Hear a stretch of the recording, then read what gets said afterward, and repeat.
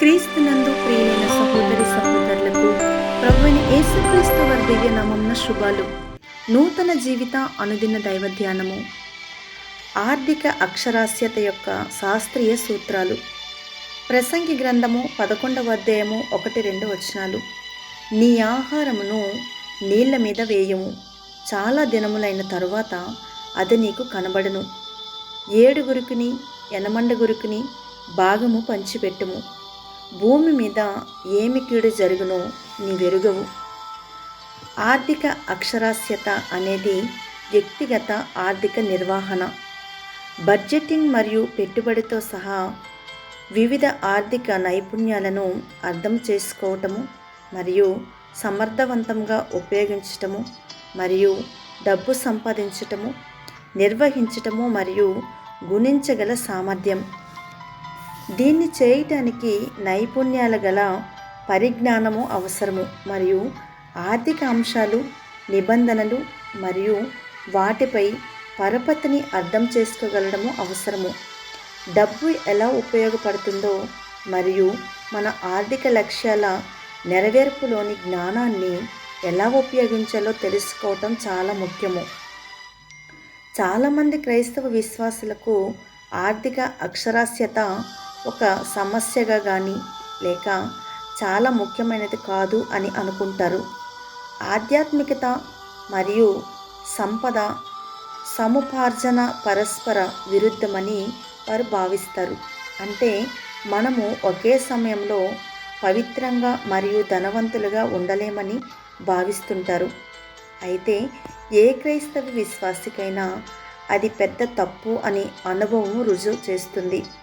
పరిశుద్ధ గ్రంథమైన బైబిల్ కూడా తన ప్రజలకు డబ్బు ఉండాలని మరియు చాలా ఎక్కువ ఉండాలని దేవుడు కోరుకుంటున్నాడని ప్రతి సహేతుకమైన సందేహం లేకుండా రుజువు చేస్తుంది.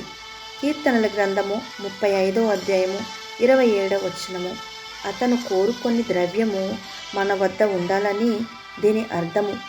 మనము డబ్బుకు బానిసగా ఉండాలని కాదు. మనము ఆర్థిక అక్షరాస్యతలో ప్రావీణ్యం సంపాదించినప్పుడు డబ్బు కోసం పనిచేయటం మాత్రమే కాకుండా డబ్బును ఉపయోగమైన పనిలో పెట్టడము నేర్చుకుంటాము. ద్రవ్యం గురించి పరిశుద్ధ గ్రంథమైన బైబిల్ చెప్పే కొన్ని విషయాలను వినండి. డబ్బు అన్నింటికీ సమాధానం ఇస్తుంది. ప్రసంగి గ్రంథము 10వ అధ్యాయము 19వ వచనము. ద్రవ్యము అన్నిటికీ అక్కరకు వచ్చును, ధనవంతుడు పేదవానిని పరిపాలించును, రుణగ్రహీత రుణదాతకు సేవకుడు. సామెతల గ్రంథము 22వ అధ్యాయము 7వ వచనము.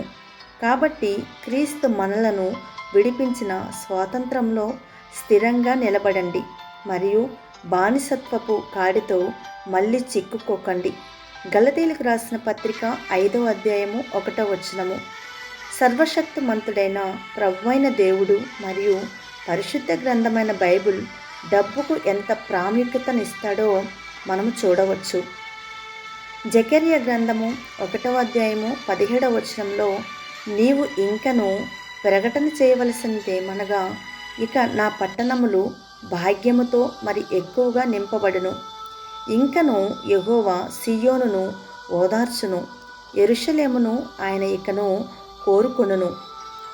ఆర్థిక అక్షరాస్యత పొందడానికి మీరు చేయవలసినవి: మొదటిగా పరిశుద్ధ గ్రంథమైన బైబిల్తో ప్రారంభించండి. బైబిల్ ఆర్థిక అక్షరాస్యత యొక్క చాలా సూత్రాలను కలిగి ఉంది, వాటిని నేర్చుకోండి. రెండవదిగా నాలెడ్జ్ కోసం వెతకండి. పుస్తకాలు చదవండి మరియు శిక్షణకు వెళ్ళండి. మనము ఎంత ఎక్కువ నేర్చుకుంటే అంత ఎక్కువ సంపాదించవచ్చు. మూడవదిగా మెంటర్షిప్ను, మార్గదర్శకత్వాన్ని కొనసాగించండి. మీరు కోరుకున్న అనుభవం వచ్చే వరకు మరియు మంచి ఫలితాలు సాధించే వరకు మార్గదర్శకుల క్రింద అధ్యయనం చేస్తూ మీకు తెలియని విషయాలు నేర్చుకోండి. మెంటర్షిప్ అనేది ఆర్థిక సమృద్ధికి సత్వ మార్గము. ఒక గురువు మీ సమయాన్ని ఆదా చేస్తాడు, ఎందుకంటే మీరు అతని అనుభవం నుండి నేర్చుకుంటారు. అతను వాటిని పరీక్షించినందున పుస్తకాల నుండి మీరు పొందే సమాచారాన్ని ఆచరణాత్మకంగా చేస్తాడు. ప్రార్థన. పరలోకపు తండ్రి, మేము నిన్ను హెచ్చిస్తున్నాము. ఓ ప్రభు, దయచేసి మా జీవితంలో ద్రవ్యం ఉన్న స్థానానికి మా కళ్ళు తెరవండి. ఎప్పుడూ ద్రవ్యముకు సేవ చేయకూడదని మాకు నేర్పండి. ఎందుకంటే మేము దేవునికి మరియు సిరికి సేవ చేయలేము. లూకా సువార్త 16వ అధ్యాయము 13వ వచనంలో మా వద్ద ఉన్నదంతా నీదేనని, నీవే మొదట ఇచ్చావు అని గుర్తించాము. యేసు యొక్క శక్తివంతమైన నామంలో వాటిని మీ పాదాల వద్ద ఉంచటానికి మాకు సహాయం చేయండి. ఆమేన్.